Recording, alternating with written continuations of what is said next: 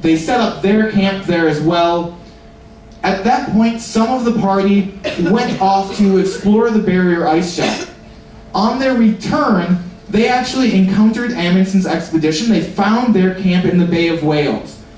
That was the first confirmation for Scott that Amundsen was actually down there and of Amundsen's definite whereabouts. It also showed them that Amundsen's camp was around 60 nautical miles, around 110 kilometers closer to the pole. So right off the bat, they already had this advantage as far as distance needed to cover to reach the pole. Now for both teams, the first season, the first summer, there was then spent stocking up caches, stocking up stores along their route so that they'd be prepared for their expedition down to the South Pole itself. Finally, in the summer of 1911, both teams began their treks. Amundsen started a little bit earlier. He started on the 19th of October. Scott began on the 1st of November. By the 8th of December, Amundsen had passed Shackleton's farthest south. By the 14th of December, they reached the vicinity of the South Pole, around 3 p.m. on that day.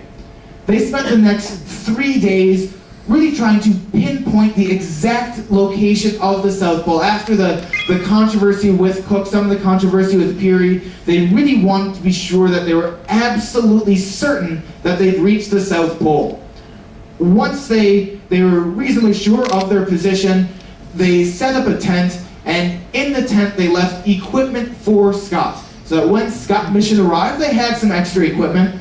They also left a letter for Scott to deliver to King Haakon, the king of Norway at the time.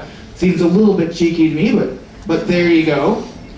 Finally, on the 17th of January in 1912, Scott's party also reached the South Pole. You can see the difference in these photos. If you look at the triumph in Amundsen's party, Scott's party doesn't look quite as happy at this point. They confirm their location, they confirm the fact that they are at the South Pole, that that's where this tent is set up. They plant a flag, and then they turn northward, because from the South Pole, that's the only direction you can turn. Now, at this point, they were still hoping that they could reach Europe and get the news of their expedition out before Amundsen. As they could be the first to sort of inform the world that they'd reached the South Pole, they could still gain some fame by this mission. Unfortunately, the Scott's party experienced terrible, terrible weather on their return mission. All of the men who had actually reached the South Pole died on the return. None of them made it back. When Amundsen arrived in New Zealand on the 7th of March, there was no news whatsoever of the Scott mission. Amundsen was praised for his accomplishments, but some people at the time, they said that Amundsen the victor was eclipsed by Scott the martyr. So there was still this issue of the gentlemanly nature, non-gentlemanly nature of Amundsen's attainment of the South Pole. Now, while Amundsen canceled his original Arctic mission, it's still thought that he was one of the first people to see the North Pole. In 1926, the airship Norge carried him as well as 15 other people over the North Pole. They are the first people to report having seen the North Pole without any controversy surrounding the claim. The first person to actually set foot on the North Pole was Alexander Kuznetsov. He landed in an aircraft in 1948. In 1958, the USS Nautilus became the first submarine to actually sail under the ice pack and reach the North Pole. But the first person to indubitably reach the North Pole on foot was Wally Herbert. Now, Wally Herbert was a member of the British Trans-Antarctic Expedition. They traveled 3,800 miles from Alaska to Spitsbergen, and it's billed by a lot of historians as the last great journey on Earth. This journey wasn't until 1969. That means that the first people to arrive by foot at the North Pole arrived there in the same year that the first people set foot on the moon. I mean, just an interesting sort of look at the historical surroundings here. And that does conclude my polar exploration presentation, an introduction to some of the history. Again, there will be a lot more as far as details. Beautiful. Now we leaving Vietnam. We got chim nè, albatross chắc à.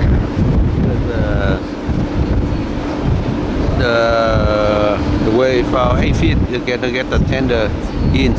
So the captain Frey, so he left the port, now go to Castro, about 20 miles away from Port Mont. So it's far away, we see the mountain.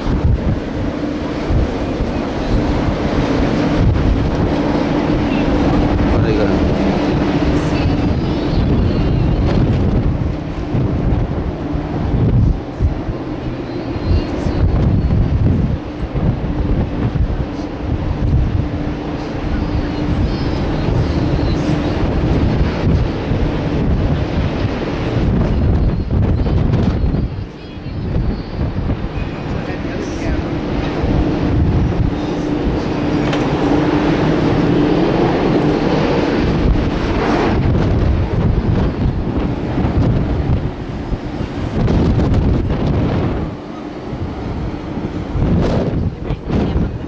Bên kia đẹp hơn.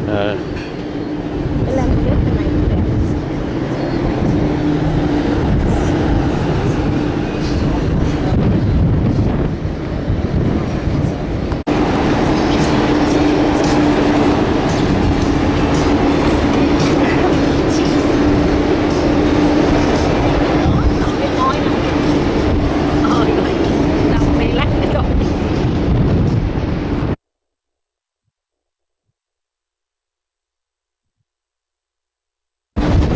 Beautiful. We're on the way to Castro from Pito Mont. Rồi đó, cái đó nó xếp đó. Giống như Fuji Mountain, thấy không? Beautiful, beautiful, beautiful.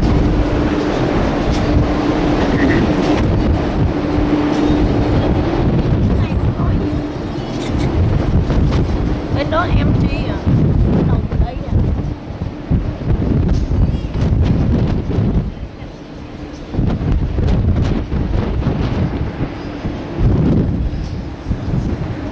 à. Đẹp quá.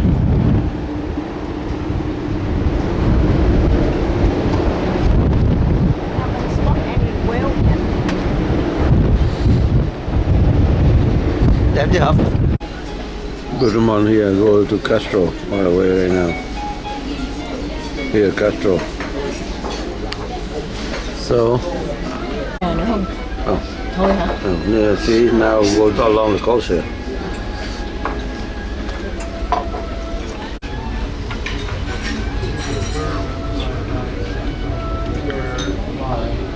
Right wing, huh? Kind of what you see. On the coast. Viên không? Tao nó mua viên nữa chứ. What here? Để ý coi cái gì nha. Không phải cái gì vậy? Cái gì nó floating. Object chứ phải còn animal đâu. Để sao nó hết tên ra cái đó chắc cái con gì bà. Không phải con gì. Object. Chứ con gì nó gì được. Nếu con gì nó đã trồi lên trồi xuống rồi, đúng không? Mấy con gì nó xuống cái này nó stand still object.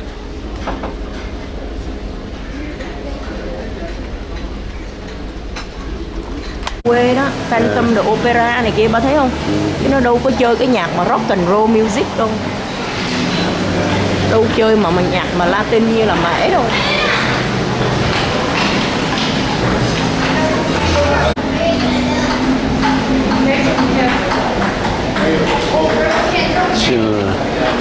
The crew almost most of people are the old people, so no activity. You know, we have a day off here. Normally we have a crew like this, we have music.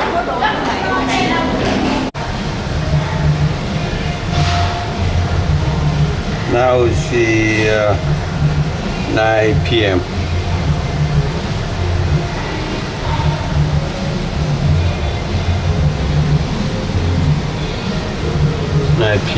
But the sun is still on.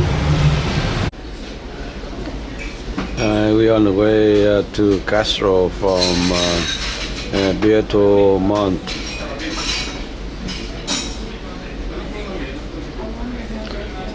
The look from the dining room.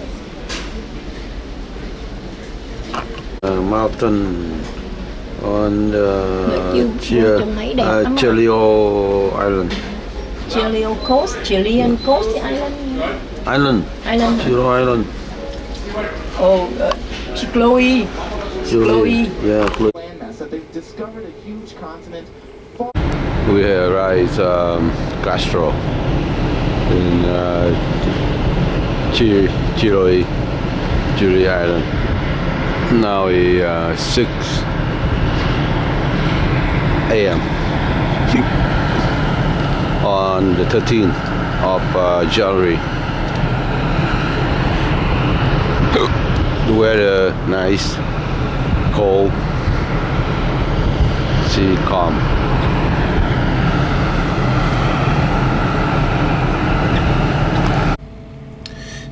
Today the Friday today the Sunday, January 13, 2013.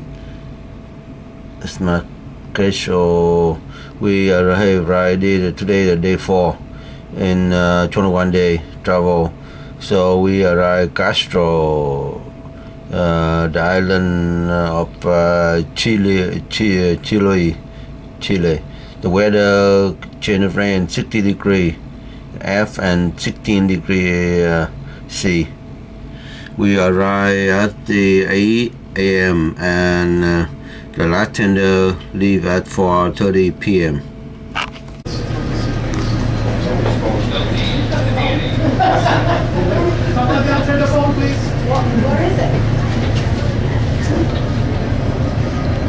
Now get off the ship, go to Castro. Đâu có cần phải lên trên. Xí.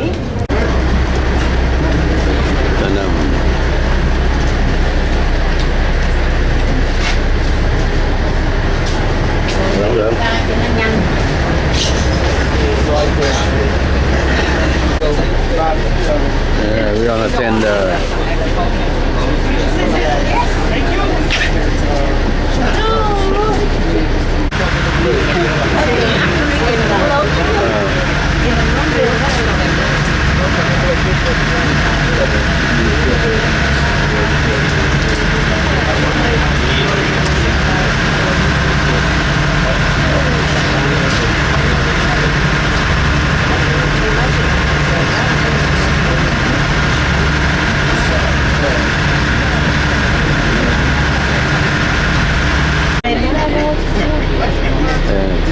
Where they structure the wooden house. Ồ là nắng tốt quá. Lên thế nào có đứa nó mời đi tour à.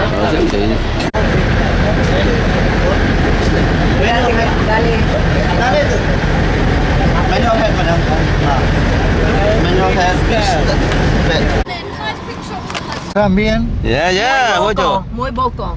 Verde. Oh, this is a bonita, huh? Yeah, ¿Quieren bajar un ratito? ¿Quieren bajar? Okay, sí. Okay. Let's take.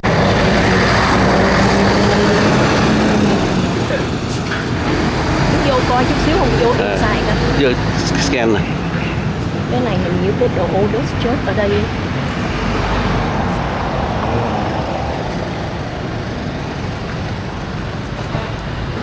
So what I was saying, there is a mass, so I need to be at the quiet. Yeah. There's a mass going on, so it's quiet.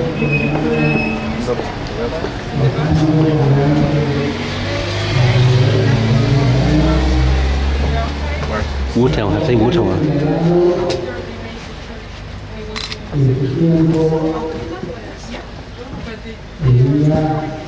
bajo el anhelo de sus padres. Y finalmente, cuando quiso expresar la tarea de la reversión del género humano,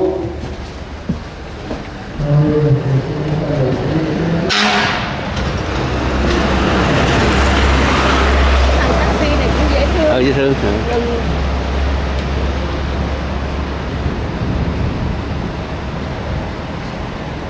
Ồ, bữa nay Sunday thành ra nó có mask nè. Này anh nào? Bonita. Bonita. ¿Quieren bajar? Sí. Ok. Ya. Yo vivo allá abajo. ¿Ves? Oh, yeah. Ok. There, beautiful.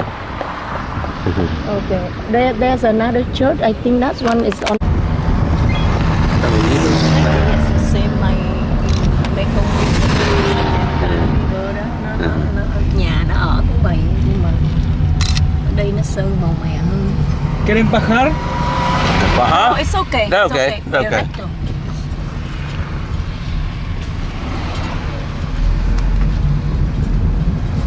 Baha tức là ngừng lại á chắc. Baja không phải Baja như cái Baja California đó.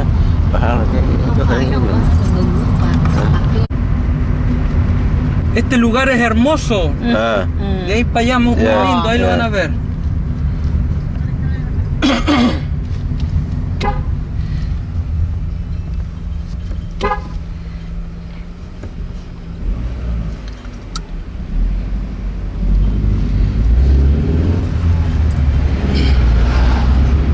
Cho mình đi muốn gì nè, mình đi nó literal hơn, literal mình đi từ video này đẹp lắm.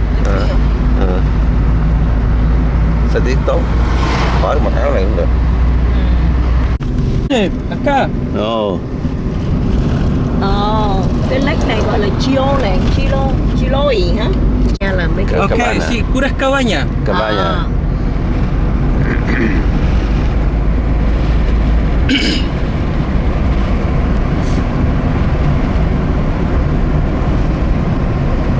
Peligro. Negro. It's a beautiful view, huh? Buena Vista, hả? Lindo, beautiful, bonito, hermoso. Bonito. Yeah. Bonito.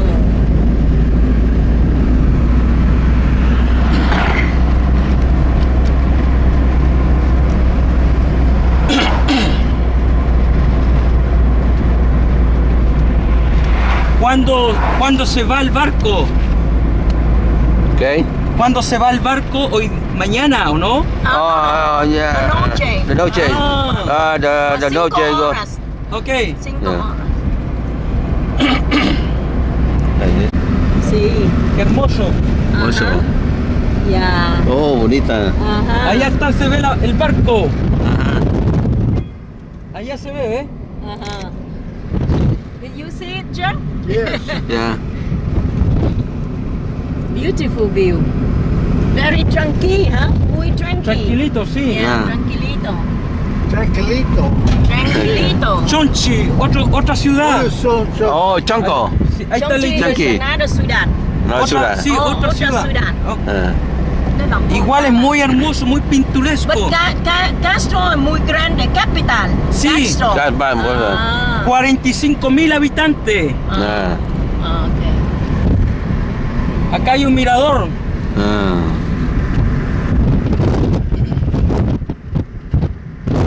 Đẹp quá không? Đẹp quá không? Very, very Miren las nice. entradas de agua para allá. Yeah, Sí. bonita. Tiene volcán. Ah. Por allá se van a ver, hermoso, Oh. lindo. Oh. Sí. Ok. Es volcán.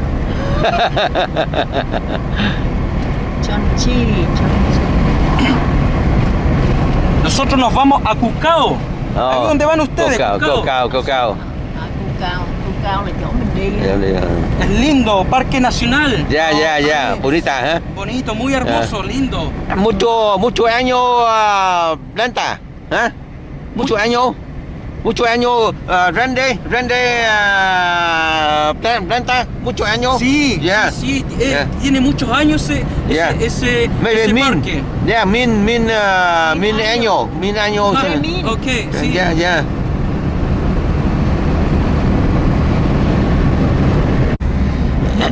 Dân hiền, Tốt không tụi dân nó tốt, đo nhiều. dân ở đây tốt hiền, taxi dễ thương.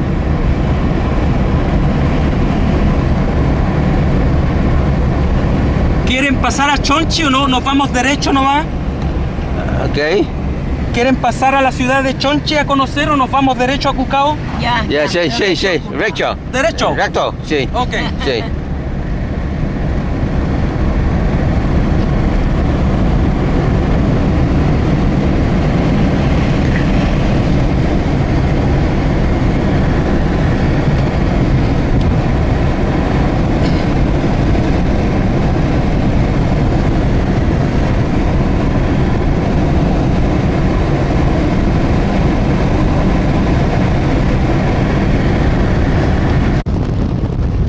Chonchi. That's another town, Chonchi. We are Castro. We from Castro. This one Chonchi.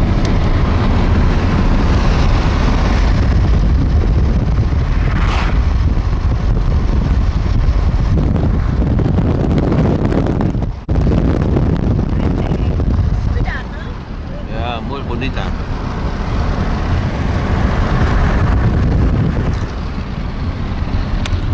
A lot of salmon though. Salmon. Salmon. En otras ciudades sí, aquí no. Ajá. Aquí solamente salmón. Salmon, mucho, ¿eh? No fruta, ¿eh? No fruta. No, Poco. Tampoco, No, hay que tampoco. comprar. No.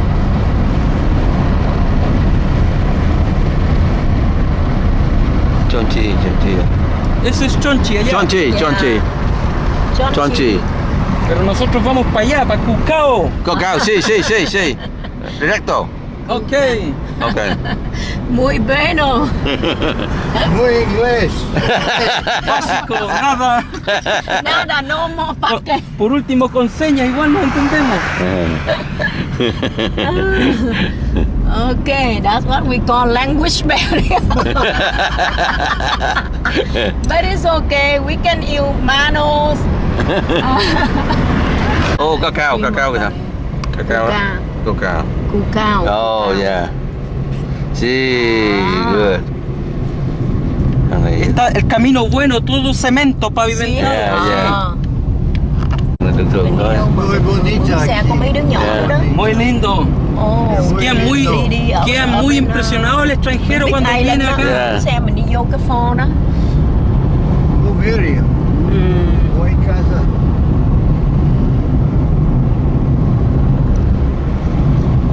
Small, huh? Bonita casa. I mean, nhỏ gọi là gì đó? Not friendly. Quito. Cái kiểu này giống như nào? Muy tranquilo nào. Historia, hay historia, mucha historia ahí. historic, yeah. Sí, mucha historia. Yeah. Mucho historia. Sí. Conforme, el pueblo clase media está muy desconforme porque no ha hecho bien las cosas. Yeah. Chile es un país muy rico en cobre, corre harto Cobre. dinero, Oh, pero están mal distribuidas las plata. Los sueldos son malos. no. Eso- Yo me dedico a trabajar, yo trabajo en forma independiente. Ah, sí. Claro. Este es mío.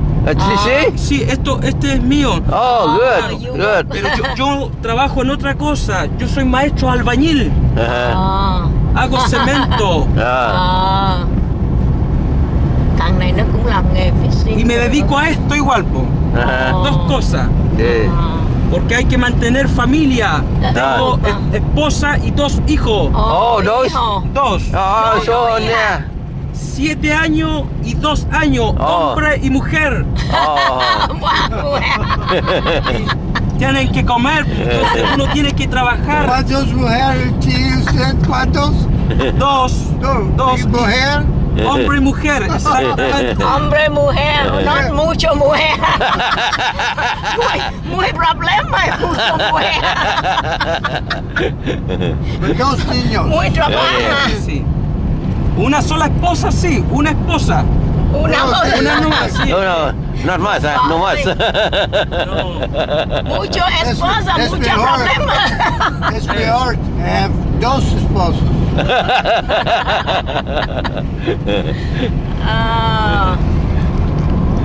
Xe này của nó nó bớt independent. You know taxi, pay tax to government. Nó không biết hiểu nữa, nó hỏi gì. So, esposa trabajo? Esposa? No, ella no trabaja. No. Oh, okay. Anda de viaje viendo a los papás. Oh, okay. Porque ella no es de aquí. Ajá. Ella es Yeah. de otra ciudad que se llama Los Ángeles. Oh. Queda en viaje en auto como 15 horas viajando. Lejos. Yeah.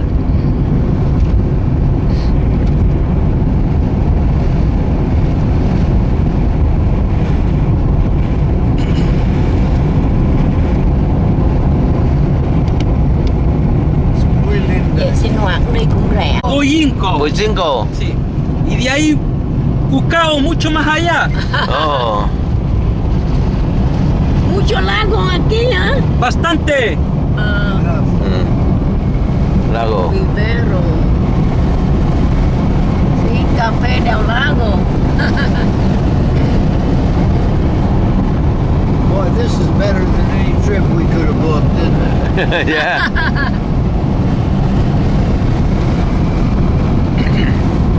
Yeah, on the shore excursion, they take, they have excursion go to this The place. national park. Yeah. Oh, it's beautiful. Beautiful. Yeah, beautiful. Yeah.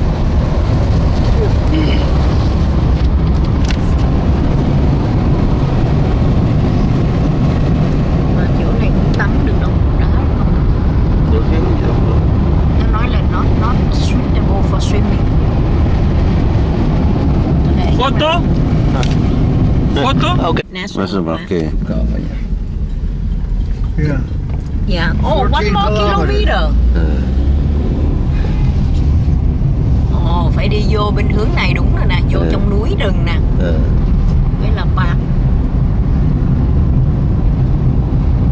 Ở đây nó cho bà horseback riding á. ¿Ah? Tortillas in Chile? Tortillas de papa. Sí. Papa, Sí, papa. tortilla, Como, papa. como México. Se Más come o bien. menos. Papá. No salsa, hả? No jalapeno? Not much jalapeno. No. No. Mexico, sí, jalapeno. Ah. Mucho caliente. Mucho calor. Mucho caliente. Caliente. Ah. So Yo you como eat, what you call that? Tamale? No tamale, hả? Tamales no, tampoco no. Tamale. No tamale. México tiene mucho. Caliente, yeah. Muy bueno. Đây nè, Oh, Sebas ¿para qué, tú. eh? Oh, Aquí andan los Oh, colegas aquí, de aquí. ustedes. Oh, this one is the cruise ship.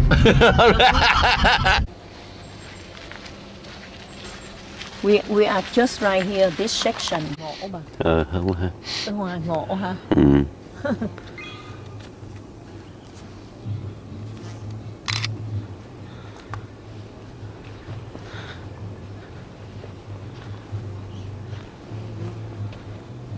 Tưởng đâu ba dặn nó là 2 hours chứ. Thì 2 hours. Hả? 2 o'clock? 2 hours chứ phải 2 o'clock đâu. 2 hours sao đủ? Rồi có gì extend nữa, có gì đâu không?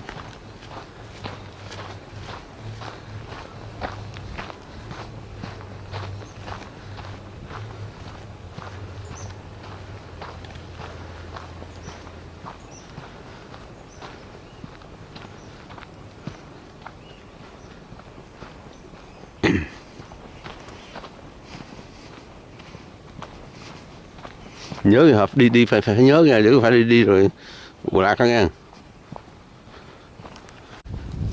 Cái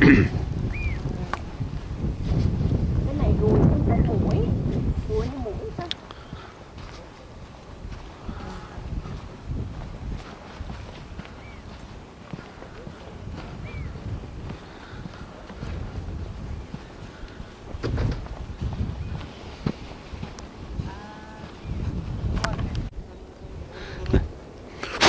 Con to dễ sợ. Con không biết con gì, to dễ sợ. Nó gọi là cái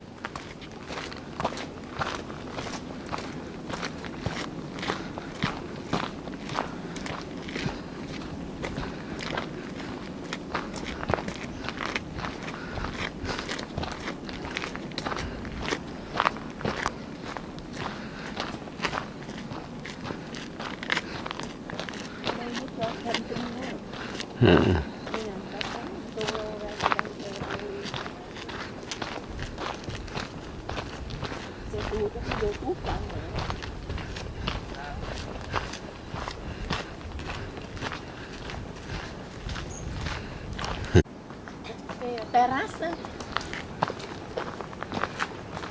Mirador là chỗ lúc ao á. Mira, ok, Mira là nhìn đó. Đâu kia tức là biển. Ocean.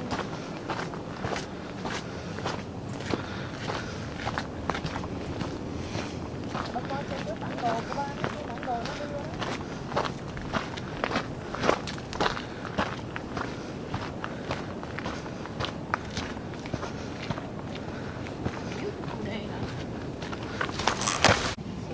Go to lookout.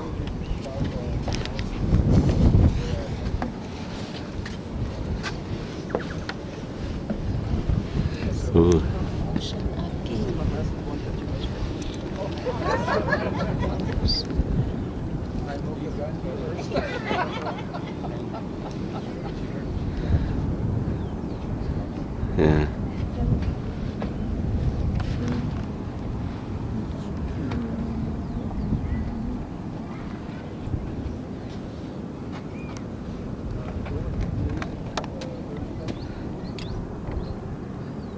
Lago Cucao aquí hả? Cucao. Terra Neva. Ở bên đấy.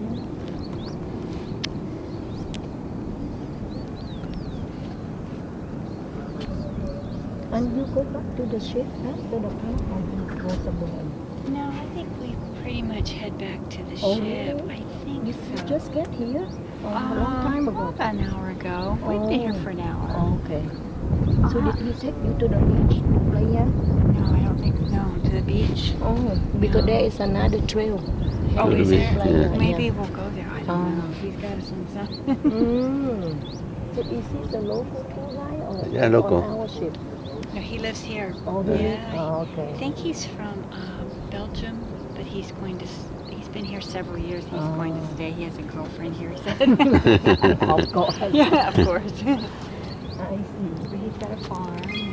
Wow. Or an apple orchard. Wow. He's really nice. Really a nice guy. Oh, from Belgium. Không cần xuống được rồi, đi theo nó không muốn đi theo xuống nha.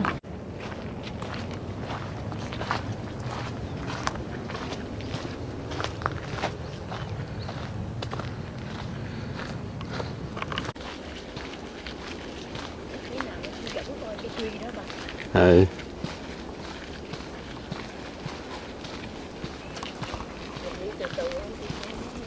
Kệ đi cho luôn lúc mà. Thôi đang kinh không?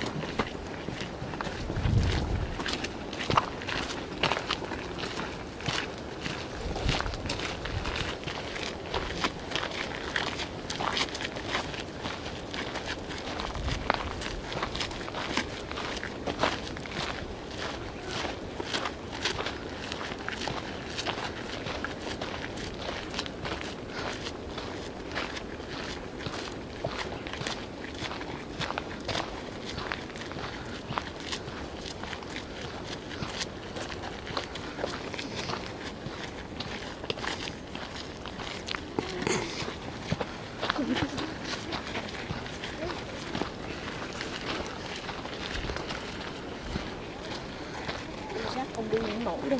Đi. As they grow, run into the water, their very, very slow growing trees, but the wood is extremely hard. It's actually the best wood to build ships. Exterior of ships is built on this cypress tree. It also gives a very beautiful grain to make furniture.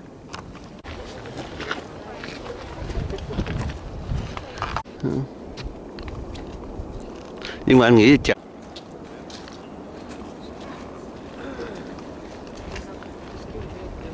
Vậy nó đi lên không?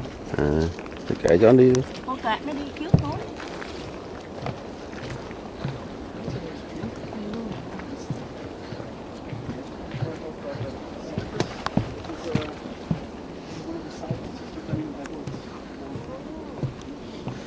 Mấy người già người ta đi chậm lắm.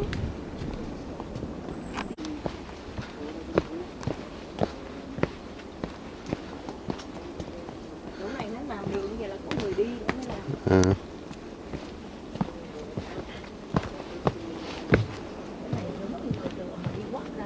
Cái gì nhớ không? Ở đâu hả? Cái con đường ở bên Galapagos Island đó. Đi ra cái Tortuga đây đó. Tortuga Beach, đúng không?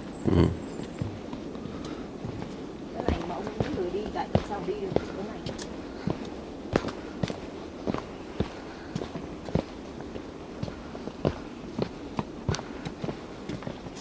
Từ đi từ học từ ấy đi nhanh làm gì? La Marinas.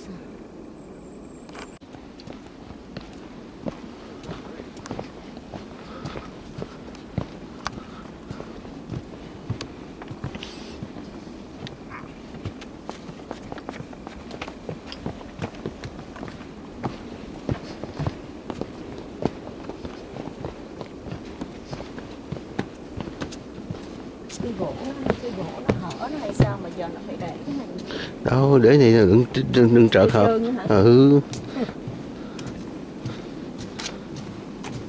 Hỏi gì cái này chịu được sao? Có friction. Đi này hay chứ.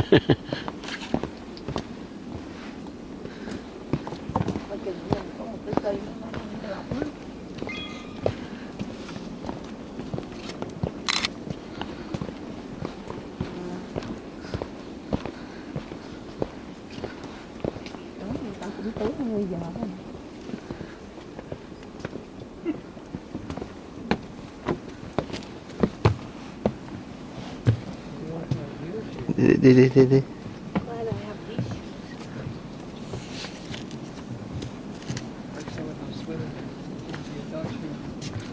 Ủa cái này nó có tiếng Anh nào?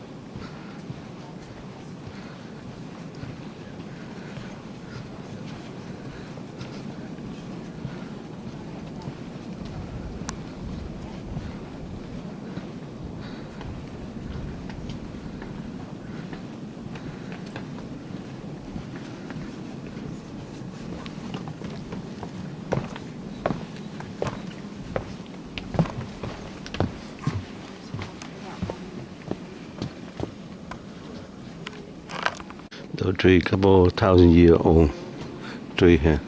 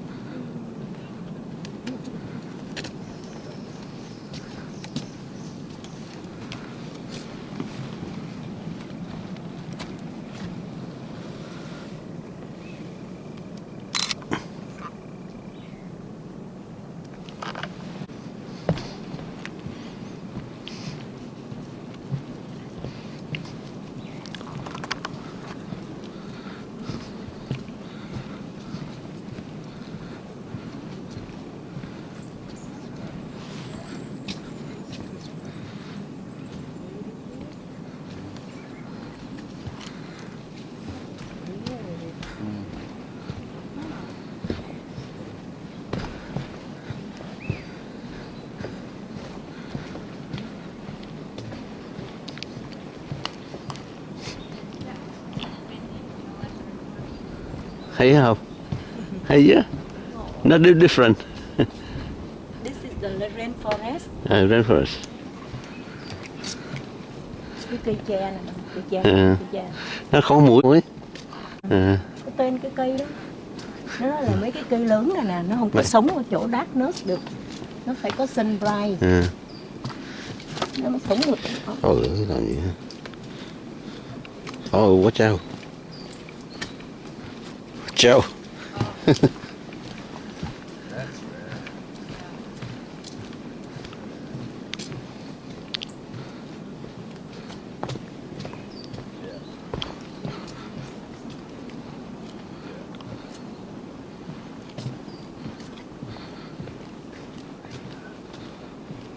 Nhưng mà ở đây không có nhiều chim chóc. Không nhiều chim. Ở Galapagos đầy hết trơn á. Ba đi vậy là ba nghe nó hót dữ lắm.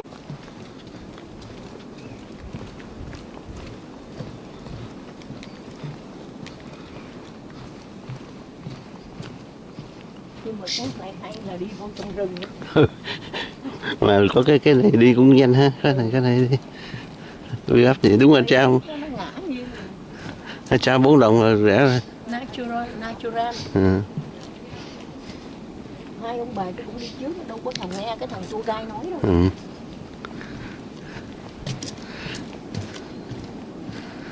Nhưng mà mấy tụi Mỹ nó phải xếp đi với lại mà mình cũng biết tụi nó, mình cũng tới đây đúng không? Nó cũng ớn mình luôn.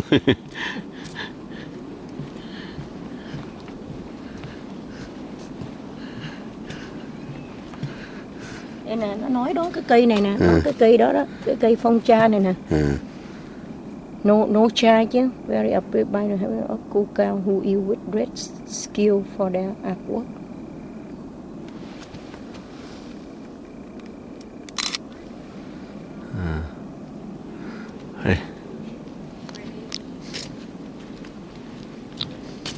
Nãy cái ông bà nó cũng bỏ đi trước rồi, còn nghe cái thằng con gái nó nói gì rồi.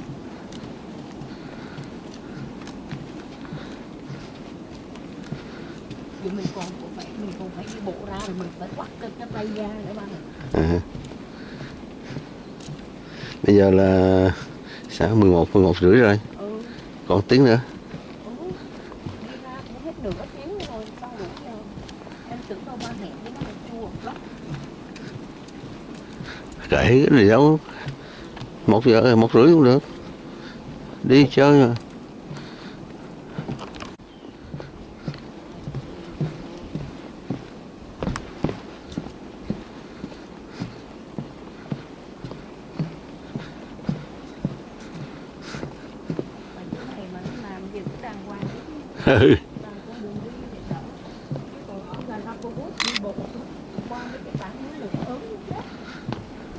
Cái này mà gì mà nó không có thú gì hả? Không có chim, không có thú.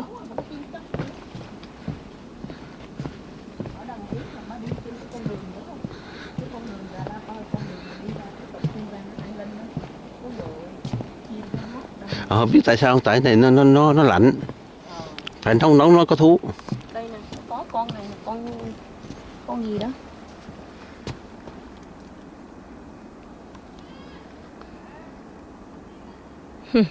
Có con đó đó, con màu đỏ đó.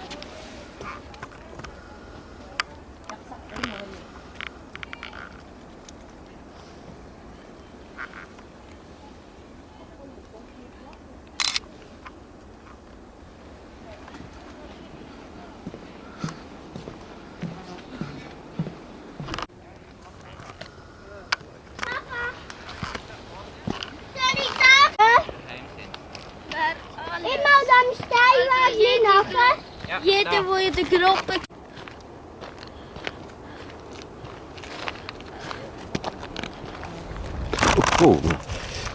Cắn Hậu ơi, con có nó cắn đau dễ sợ không? Mẹ có cái bà lấy cái giấy bà phủi không? Không. Mẹ cài áo dài tay nữa không có cắn được.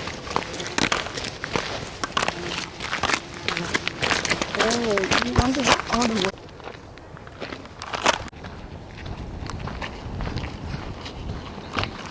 This is the way to go to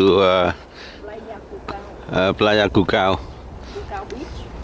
Cocoa Beach. So this one take about 1 mile back, 1 mile come, 1 mile back, 2 mile. So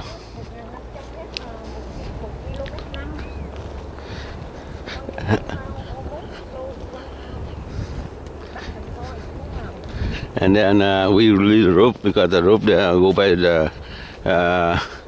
go by the with the ship and cost about $154 per person. But we go take a taxi, hire a taxi, $50 for both, and we get the old man go with us, so $50. Giống như hoa mai hả? Giống như mai rừng á. Cái này giống như đường điển, có biết điển không? So good. Smells so good. Smell good what? Hả? Smell good. Đây nè, cái family này nè. Nãy nó đi bên kia giờ nó chạy qua bên đây rồi.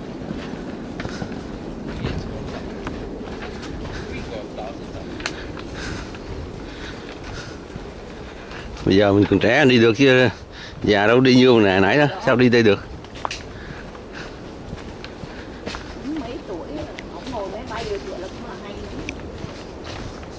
lắm. Khó. Bên tay trái hợp. Oh, and look out. Rio, Mirador, Playa. You want to go to the Mirador? No? Thôi. The beach.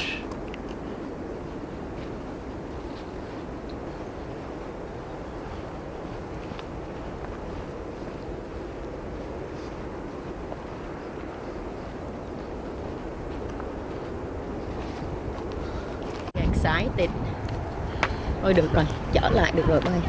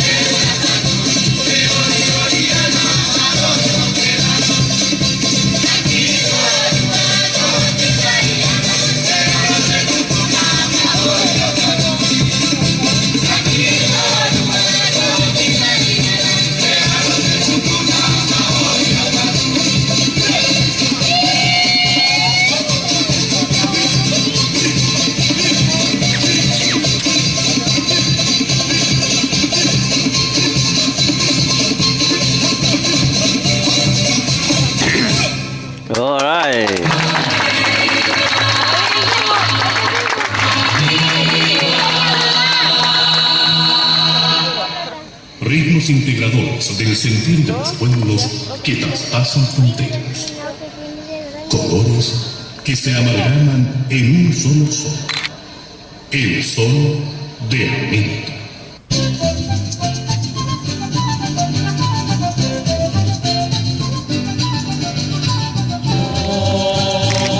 Yo nací en una ribera de la Arauca. Soy hermano de la espuma, de las garzas de las rosas.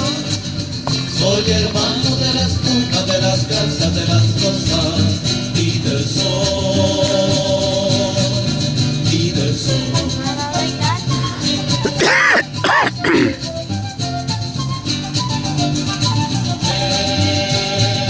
Me arrulló la vida tierra de la brisa en el palmar.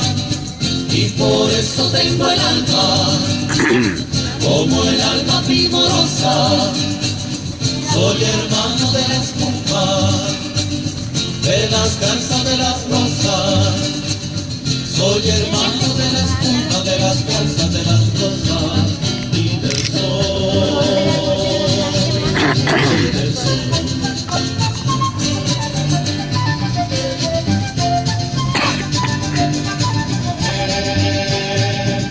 Arrulló la vida tierra de la brisa en el palmar. Y por eso tengo el alma, como el alma primorosa. Y por eso tengo el alma, como el alma primorosa.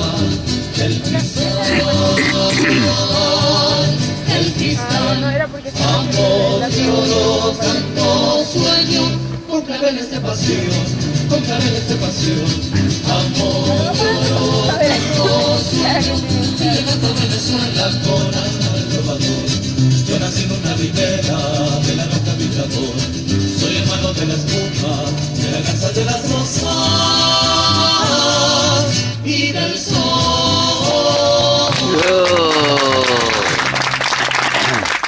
Tenía 7 años apenas 7 años. ¿Qué 7 años? No llegaba a 5 siquiera. De pronto unas voces en la calle me gritaron negra. Negra, negra, negra, negra, negra, negra, negra. ¿Soy acaso negra? Me dije. Sí. ¿Qué cosa es ser negra? Negra. Y yo no sabía la triste verdad que aquello escondía. Negra. Y me sentí negra. Negra. Como ellos decían. Negra, negra, negra. ¿Y qué? ¿Y qué? Negra. Sí. Negra. Soy. Negra. Negra. Negra. Negra soy. Negra. Sí. Negra. Soy. Negra. Negra. Negra. Negra soy. De hoy en adelante no quiero laciar mi cabello. No quiero. Y voy a reírme de aquellos que por evitar, según ellos, que por evitarnos algún sinsabor llaman a los negros gente de color. ¿Y de qué color? Negro. ¿Y qué lindo suena? Negro. ¿Y qué ritmo tiene? Negro, negro, negro, al fin comprendí. Al fin. Ya no retrocedo. Al fin. Y avanzo segura. Al fin. Avanzo y espero. Al fin. Y bendigo al cielo porque quiso Dios que negro azabache fuese mi color y ya comprendí. Al fin. Ya tengo la llave. Negro, negro, negro, negro, negro, negro, negro, negro, negro, negro, negro, negro, negro, negro, negra soy.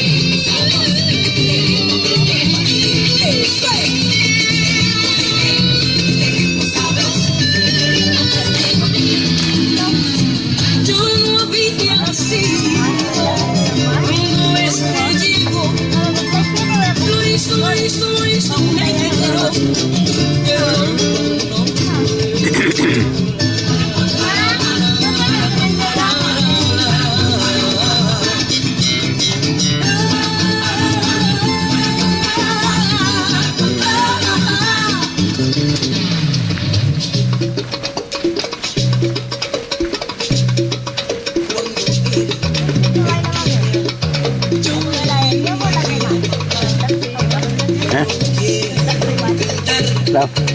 Ông già kìa.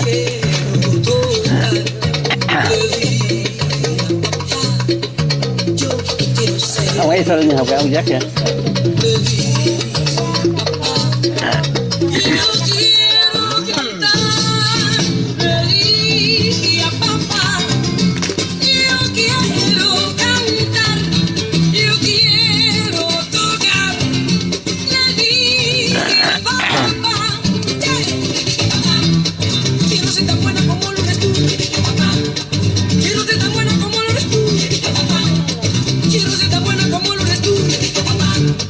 Quiero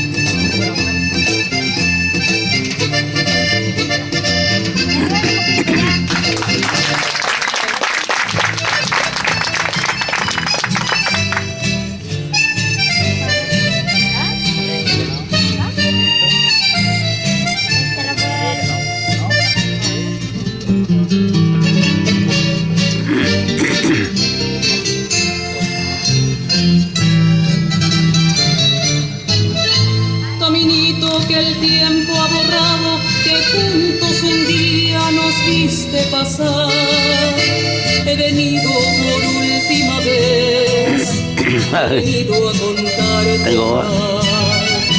Caminito que entonces estabas bordeado de trébol y juncos en flor, una sombra ya pronto serás, una sombra lo mismo que yo.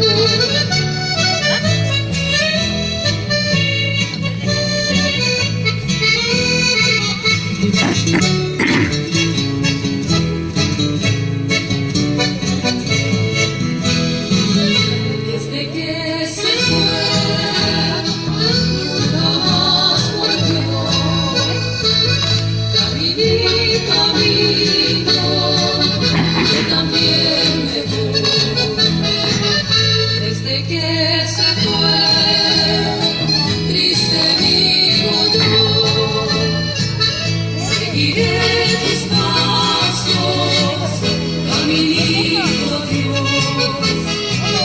Seguiré tus pasos, caminito Dios.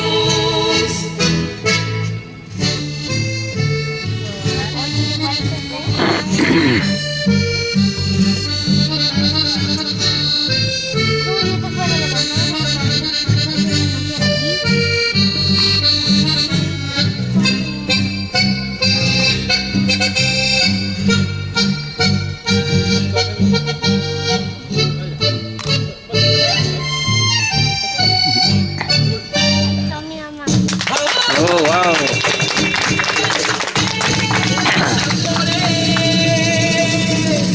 Un saludo cordial a mi país quiero dar.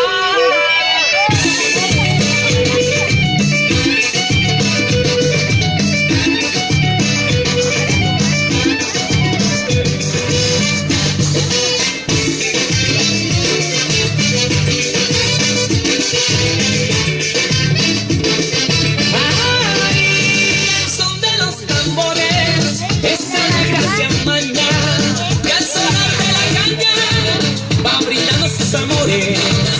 Es la negra soledad, la que goza mi cumbia. Esa negra zarabulla que caramba, con la pollera colorada, de aquí para allá, de allá para acá, que buena está. Con la pollera colorada, mira cómo mueve, mira cómo baila la pollera colorada. Con la pollera colorada, esa negrita linda, que rica y sabrosa que está. Con la pollera colorada, pa' que lo baile Venezuela, Perú, Ecuador y Panamá. Con la pollera colorada.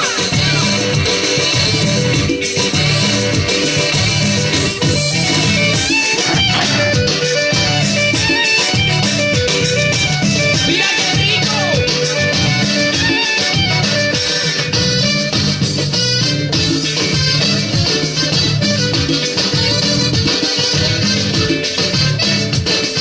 Ay, cuando le canto a soledad, yo me siento contento, porque con su movimiento mi acción ella me da, tiene color de canela, mucho olor a la pimienta.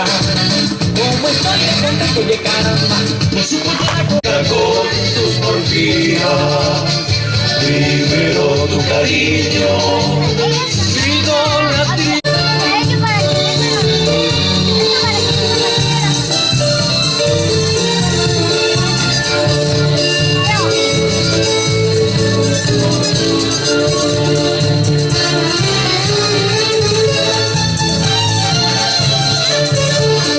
Déjame que te llame la consentida, porque todo consigue mi vida con tus porfías.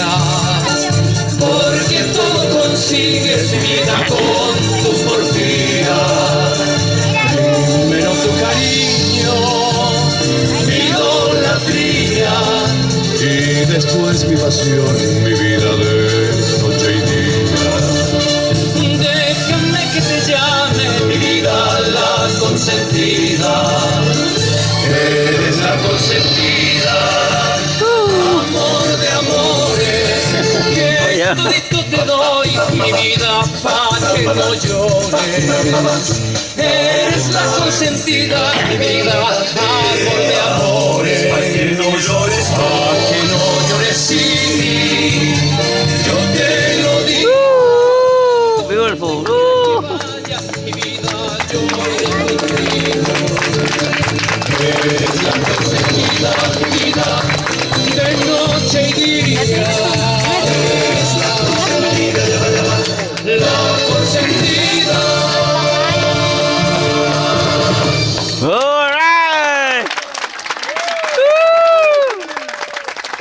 Beautiful. Beautiful.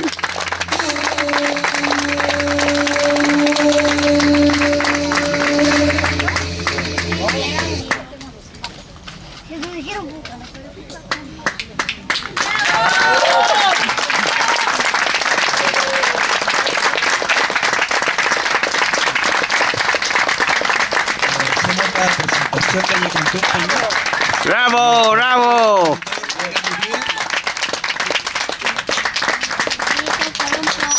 Hay quá.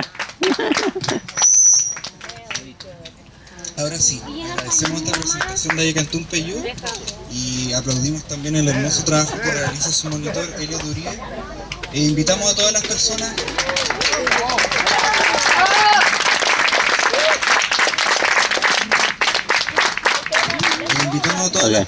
a visitar las muestras artesanales. Y eso, muchas gracias. Van a estar hasta las 5:30.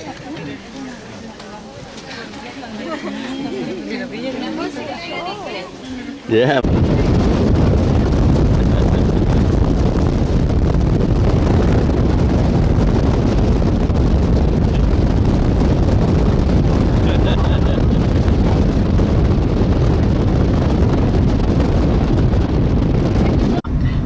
Somebody told me that they flew over in a helicopter. And I am scared of the helicopter because they crash easily. No, I don't want to risk my life. How come you don't move to California? The weather is better than Atlanta, Jack. Well, the weather's not my way. Yeah, beautiful. Beautiful. Our cruise ship is right there. Zero.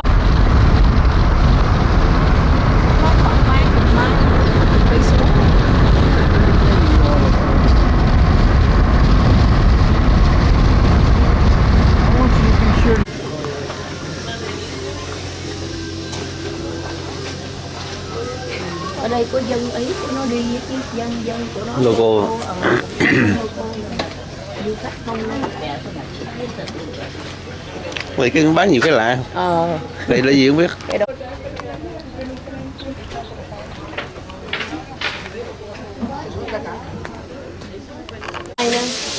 Hỏi nó lấy Ô Trinh nè. Ô Trinh này mắc lắm.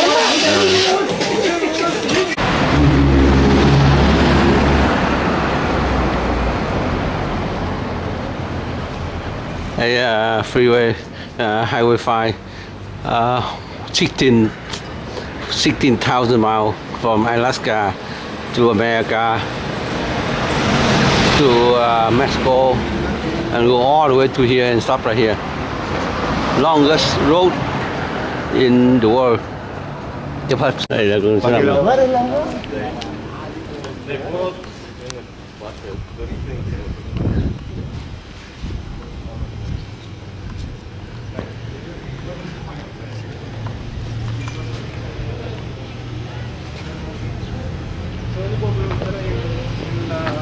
¿Sacan las horas o en el...? No, en el poli.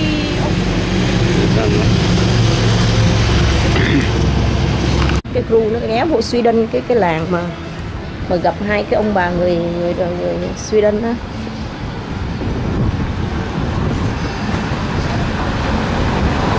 Ở đây cái thành phố nhỏ.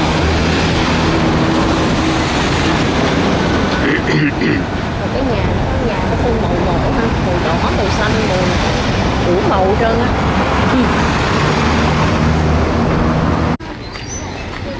My gastro.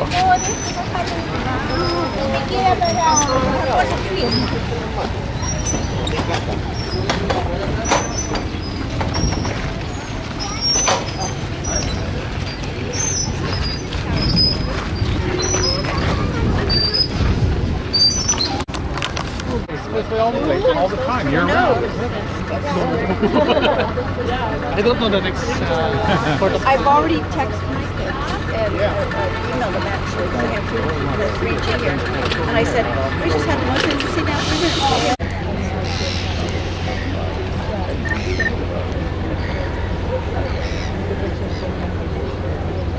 Your boss will say, huh? Yeah. how many person we are going to load. So where's the best place to sit? If you're the first one, where's the best place to sit? Breeze? Probably on the top. Maybe on the top. No breeze. No breeze there, sir. You can sit on the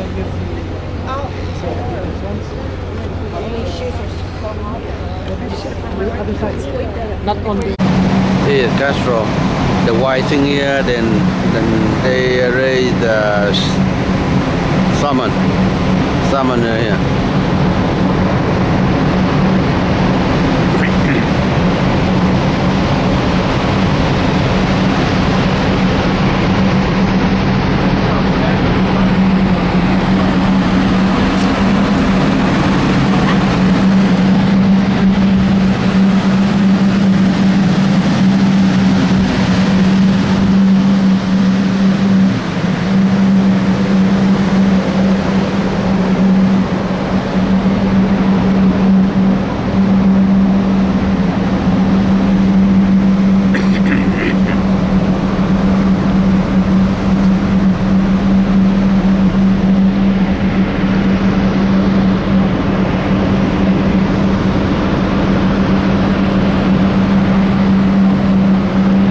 Castro. Where we dock here. Over there.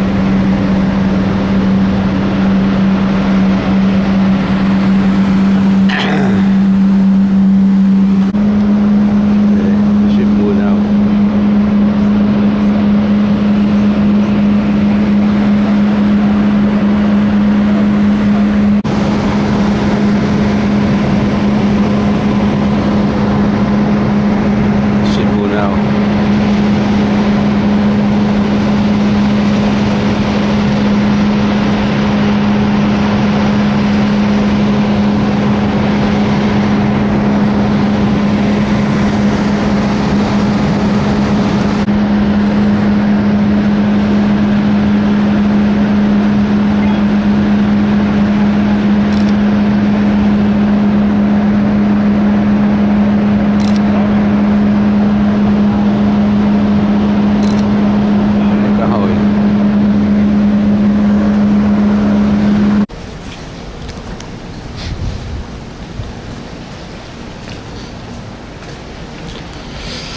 Này đúng vacation này. Ăn xong rồi dẹp.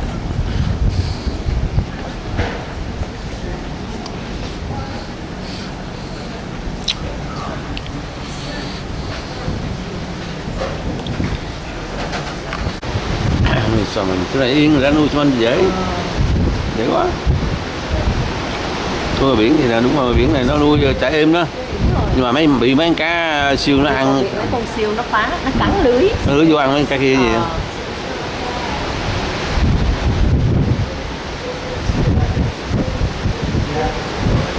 Đấy.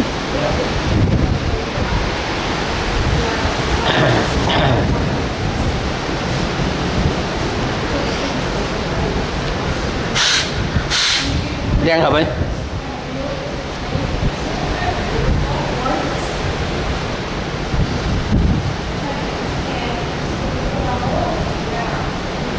Vậy ngon ăn đi 6:30 rồi đó.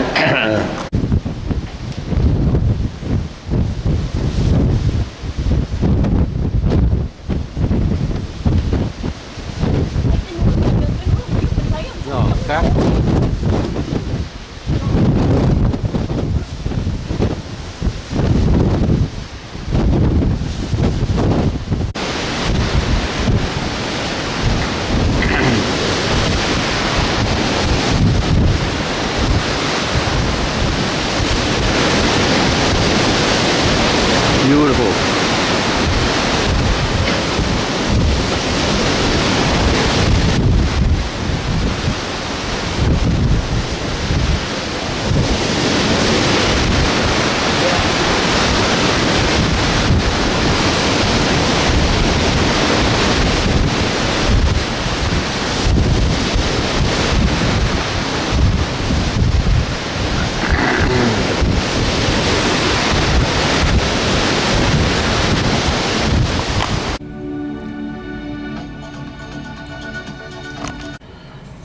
Today is January 14, 2013. We arrived in the Puerto Chacabuco, Chile at 8 a.m. and we had to go back to tender at 4:30 p.m. The weather here is 61 degree F or 16 C. Yeah, the boat arrived Chacabuco.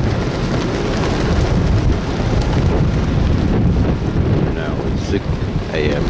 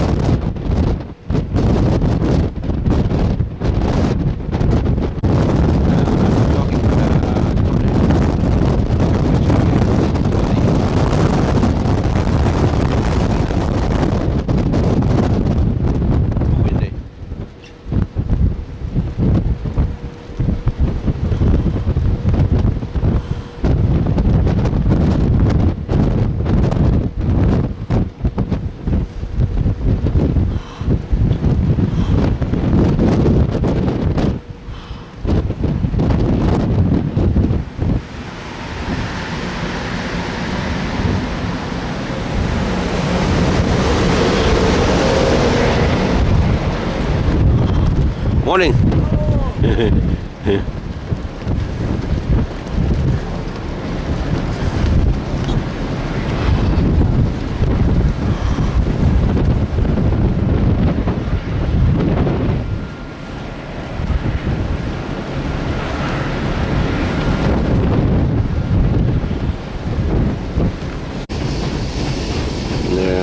Position of the ship right now.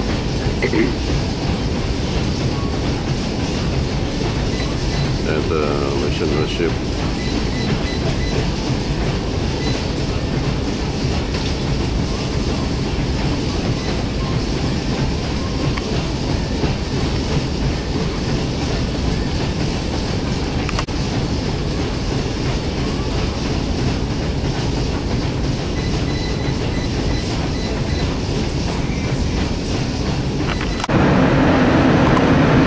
The 14. We arrive to Chacabuco.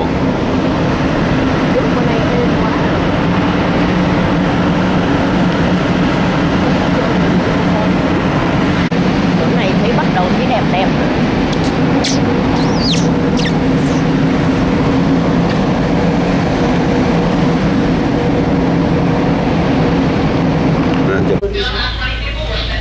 Now we go to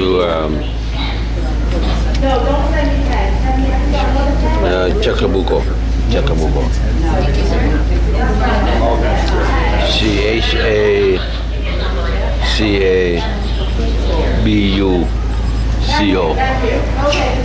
Chacabuco. Chacabuco.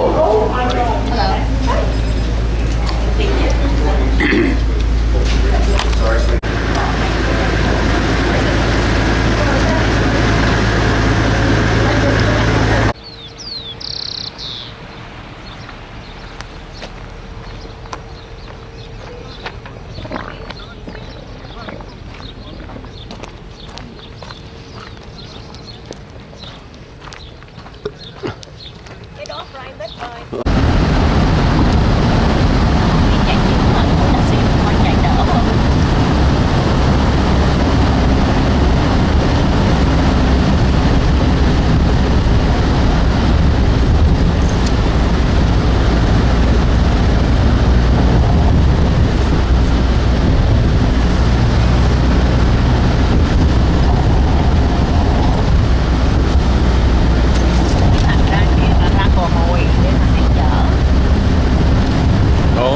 Ồ vậy nó đứng ở đây.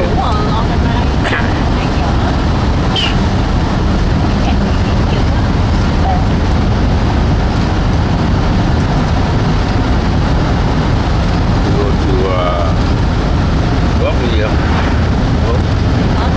Phố đó cái gì? Không phải. Phố đi nè, nó đi nè.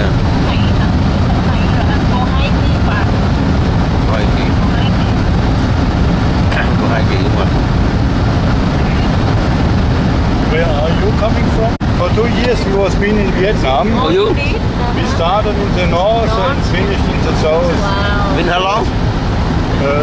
How long been? 3 weeks. Yeah. Wow, 3 weeks. We enjoyed it. Yeah. Did you go to Sapa? Yosemite. Grand Canyon? This? Yes, but Yosemite is really Las Vegas. Then we get to the south, the Mexican border. Along the border. And then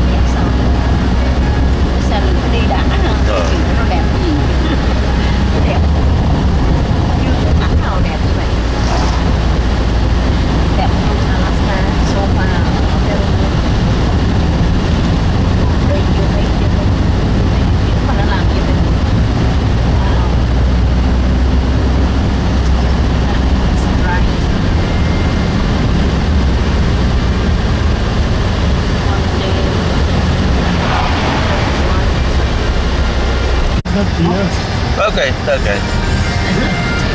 No. No, no, no.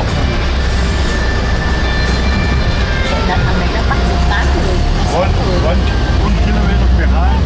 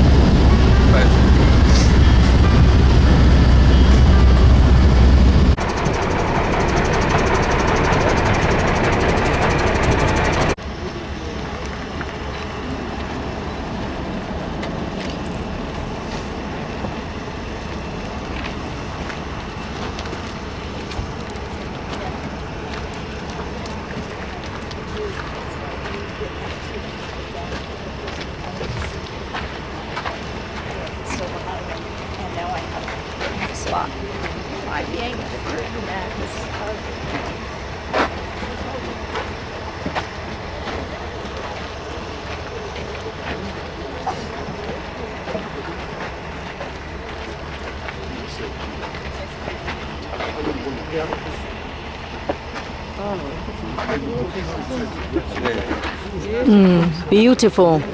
Whew. Gorgeous. Very gorgeous view. Wow.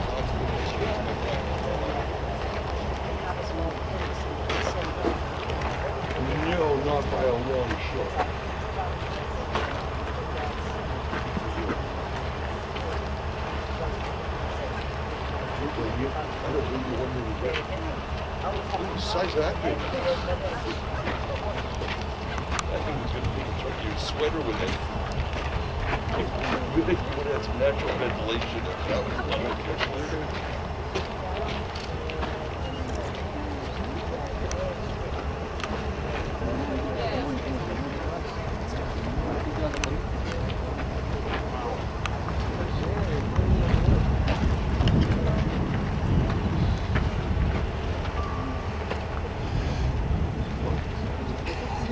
Unless you want it, huh? Unless you want to use video.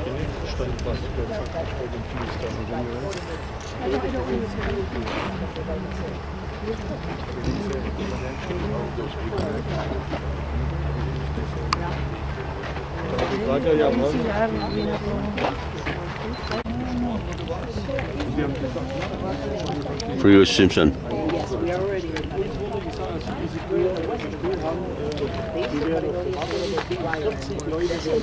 Golden 0. Okay.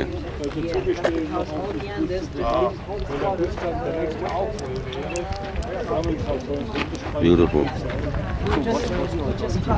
Oh, that's another. Yeah, because if you just go over those buttons. Is that right? So we are model. Because when we went to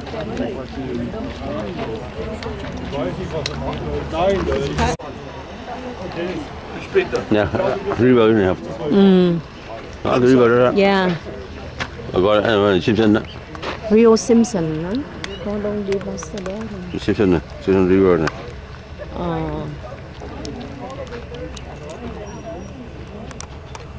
It's on the way down chỗ đó, nhỏ xíu chỗ đó đấy không? Cái góc đó. Simpson River.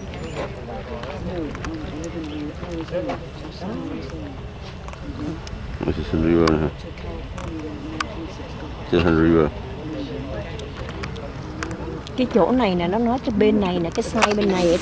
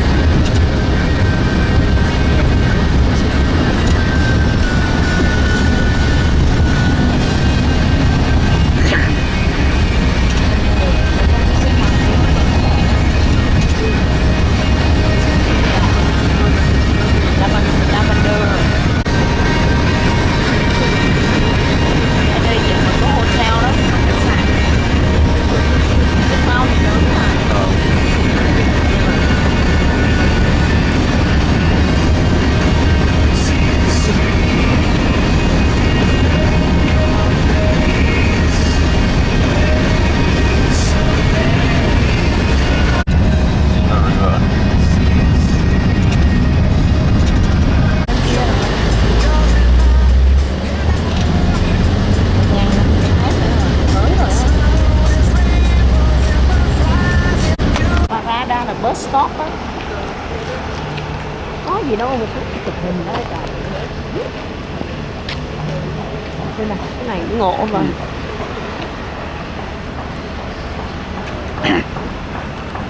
Ra chụp cái bản Cù Gia Kê gì kìa.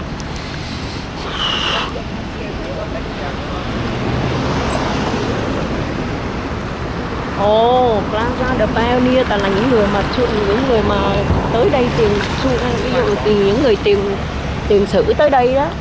So this is your homeland. This is my homeland. You speak English very well. Thanks, I learned from the US. You learn from you.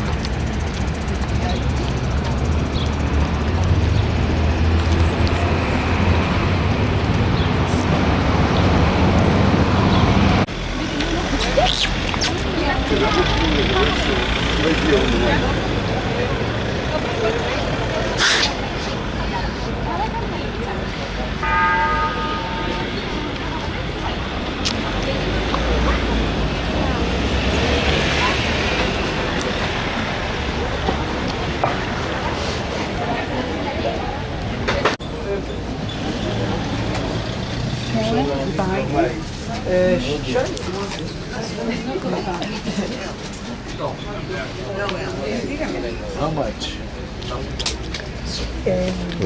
Rock. Ese está en 25. 1,000 pesos. 25. 1,000 pesos.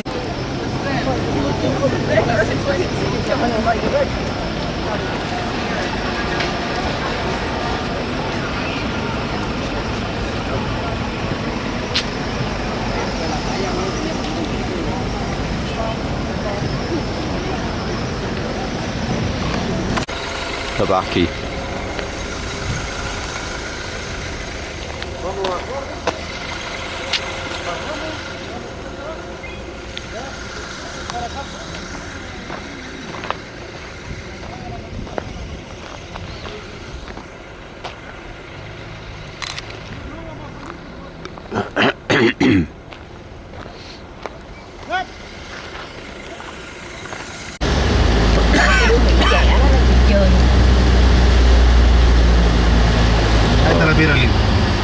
Simpson River. There is cái mặt đó, cái mặt Indian Face ở trên cái núi đó, see cái face take picture đi.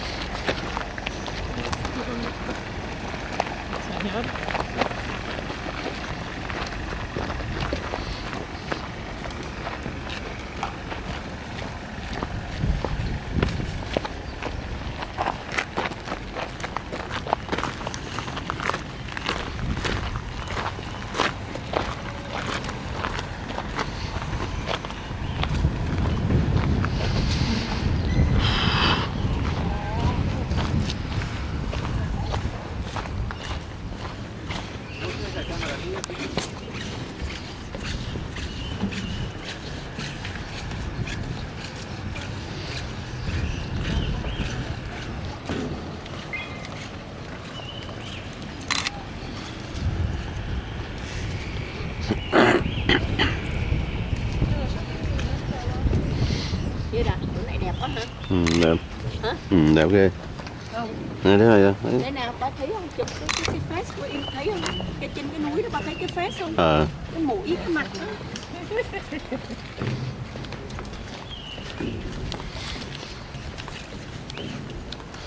Nè, chụp đi, bác mắt ra đây mới thấy rõ không? Được rồi. Đứng chỗ đi.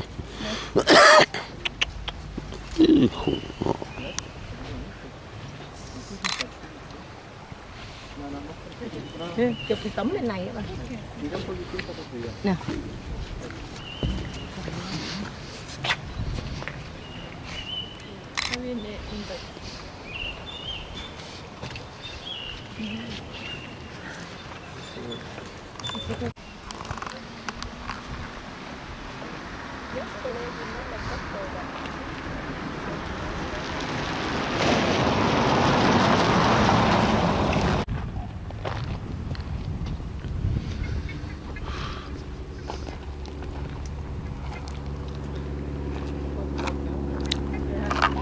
Rio Simpson.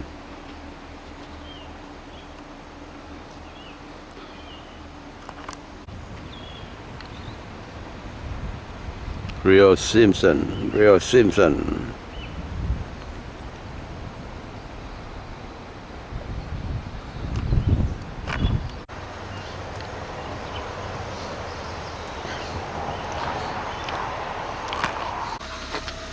Ok, đây là cây. Cây trồng năm 1714.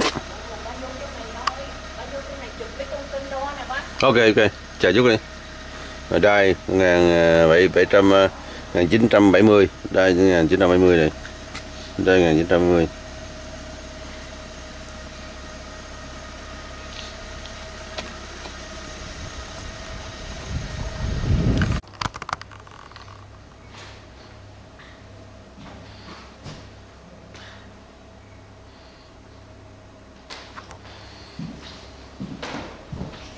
Con đồ.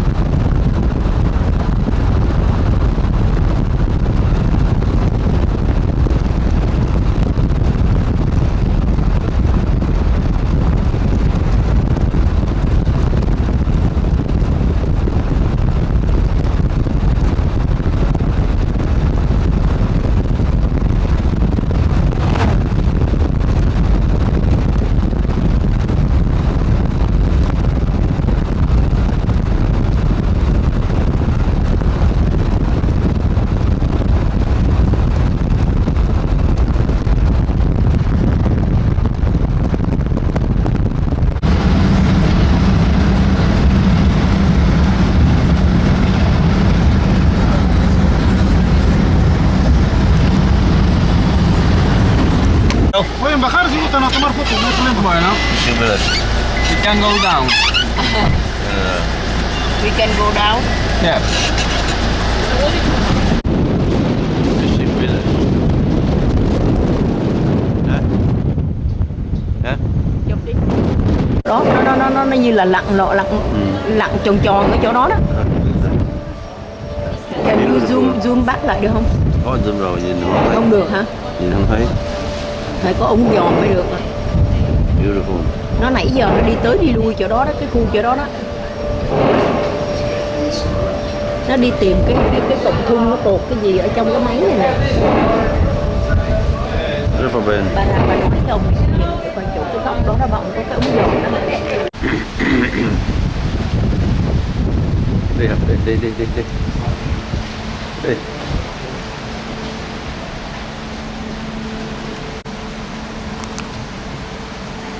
Bên đằng kia có mấy con chim gì đó.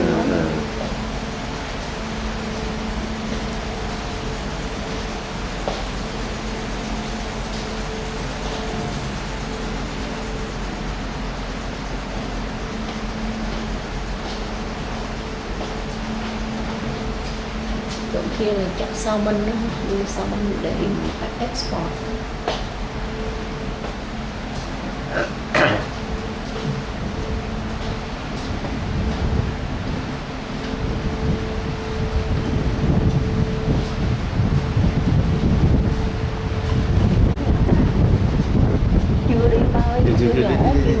Chưa tự rồi không đi nhanh hơn tao lớn.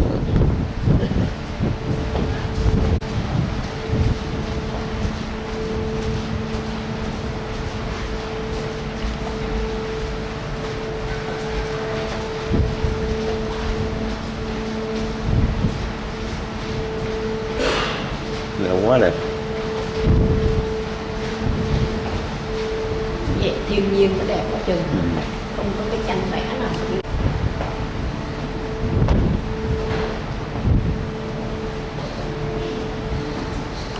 Được. Phải nhìn giờ thẳng trực tiếp là thiên nhiên thôi. Lá churro vẽ cái bằng ocean bởi nước gió rồi. Thực bây giờ nhìn chứ nhiều khi mai mốt còn nhiều cái cảnh đẹp nó như mấy cái son. Không thôi. Thật sự mấy cái này cũng đẹp lắm chứ không phải thấy đâu. Còn gì là quá là đẹp rồi đó. Ca cũng đẹp như vậy thôi.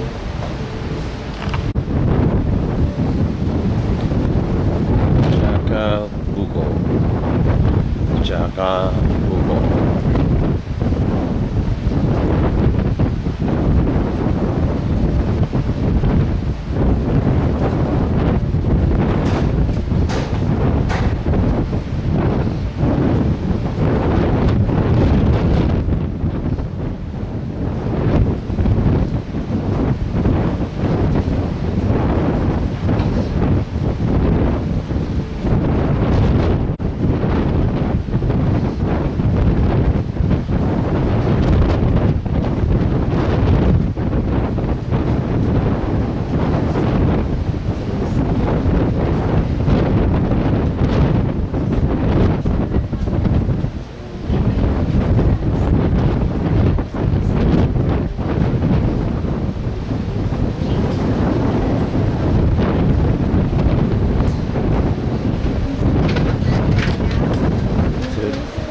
Đẹp nhờ hấp tuyết vừa cây đó rất là đẹp.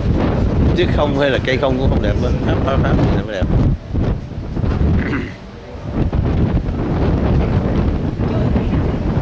Chỉ giấy mây đồ nữa hay con.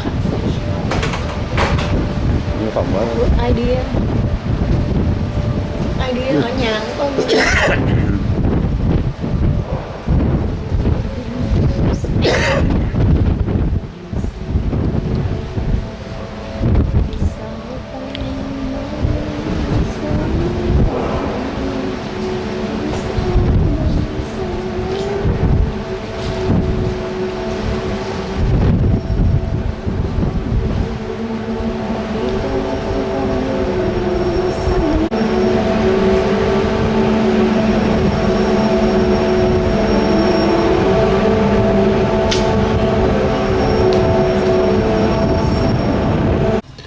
Today is the Tuesday, January 15, 2013.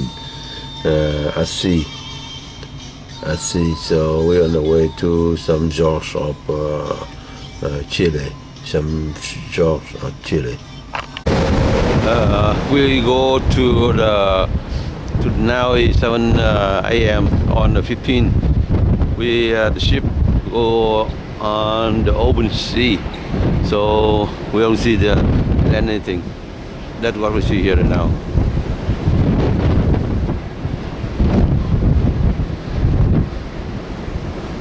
Open sea.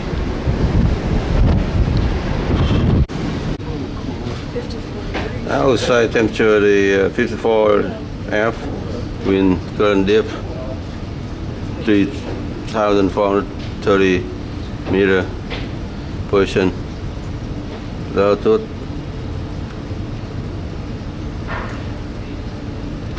Now we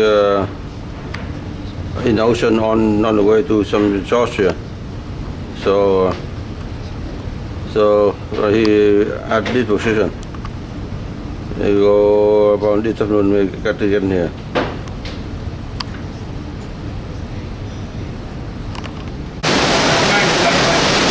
Next class we do the bird watcher.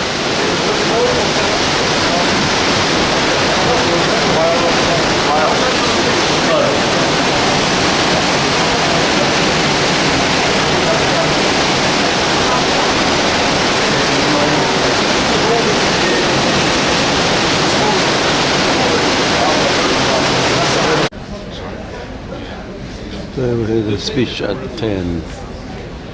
A lot more in the world than geology, but geology really does affect a lot of what we see, as well as all of the spectacular scenery that we'll be seeing as we head our way through the Chilean fjords and close to the Andean mountains and all of the Antarctic peninsula. Geology is also going to affect the soil types that are in an area. In turn, that's going to affect the different plants that can grow, the different animals that are attracted to a region as well. So it really does affect a lot more of the natural world than just the scenery out there. And it really is a prerequisite for humans in deciding where we're going to settle as well. Is there fresh water available? Are there going to be animals for us to hunt or plants for us to graze on? And it's really true not only of small settlements and villages, but geology really has a drastic effect on the larger cities on the planet as well. What you see on the bottom here is the skyline of Manhattan. Now, if you look, you can see it's much higher on the two ends. That's based on the geology of Manhattan itself. On the two ends of the island, you have much harder bedrock, so you can build much taller skyscrapers. In the middle here, where you see that bit of a dip, it's more going to be the formation of the Earth itself. Now, the Earth is thought to have formed the same way that other planets are thought to have formed. You had large dust clouds left over from the creation of stars. These dust clouds were then pulled together by gravity and created the planets. Now, as I said, for the Earth, this happened about 4.65 billion years ago.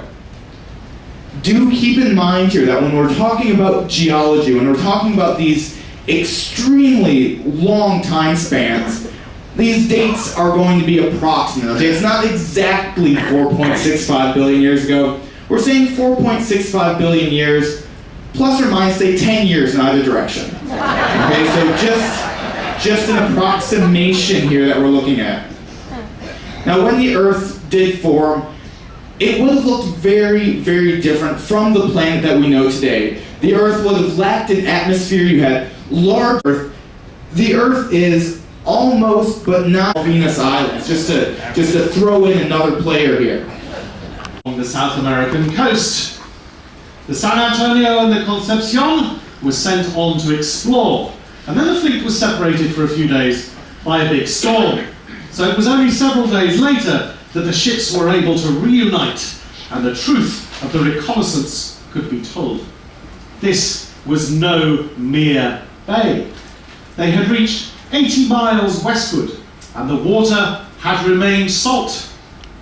They had found the long sought passage through the Americas. 5 ships had left Portugal as earlier on there had been mutinies. Santiago had already been wrecked.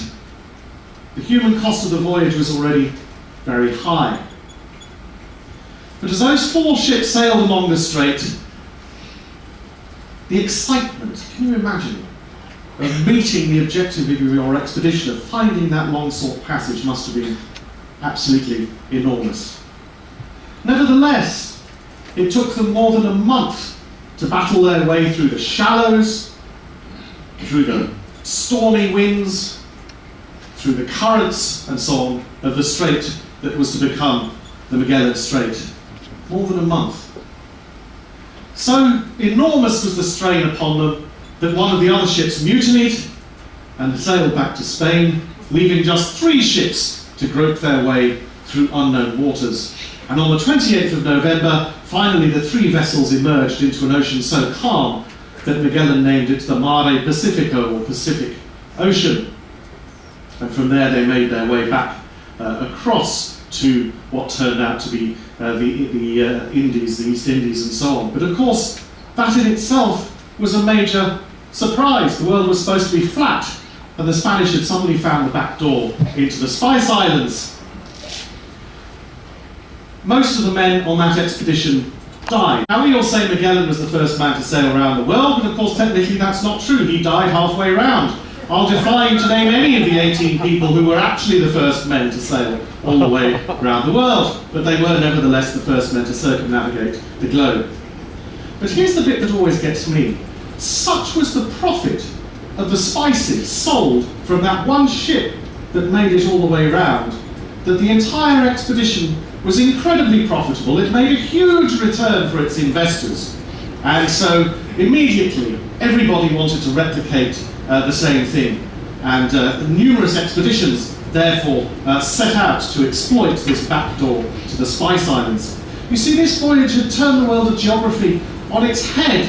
Remember that the Pope's reaction to the discovery of the Americas by Columbus in 1492 was to split the world in half. He literally drew a line down the map and said this half of the world belongs to Portugal, this half belongs to Spain, and the idea was that the 2 great Catholic powers of the day would squabble over the new finds, and that was then later formalised in the Treaty of Tordesillas, which moved it onto one of the lines of longitude, made it slightly easier to agree on where the actual line was, and you can see the line going down there. It's like part of Port South America.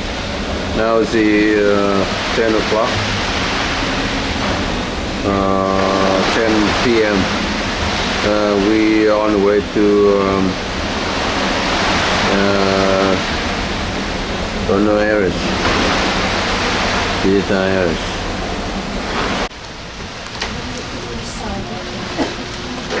Yeah, today is Wednesday, the 16th. Actually, day 7. We arrived straight at Molangan.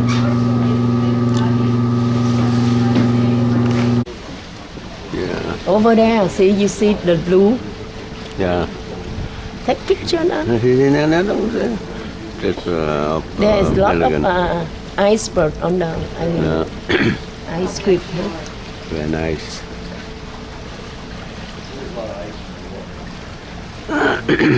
Đi bộ đi. Đi chưa, đây chắc chưa giờ.